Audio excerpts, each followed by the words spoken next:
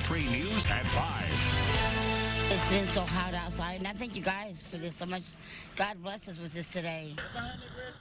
People in Champaign are going home a little happier, and they have Ameren, Illinois to thank for that. Some good news for you. The company donated free cooling units to people in the area. That's right. They partnered with the Salvation Army in Champaign to help customers escape the summer heat. WCIA 3's Jamie Mays is live with us now. So, Jamie, how many people got those free air conditioners?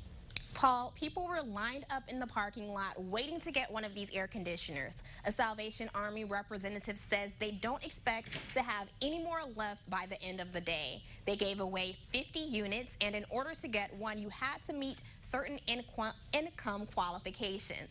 The Salvation Army says Ameren has given out fans before, but this is their first time providing them with cooling units. Representatives with Ameren say this is needed this time of year.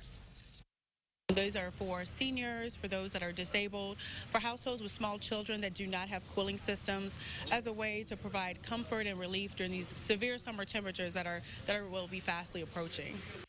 In order to get one, you had to be an Ameren customer. And this isn't just happening in Champaign. Ameren, Illinois is giving away 500 air conditioners across their entire service area.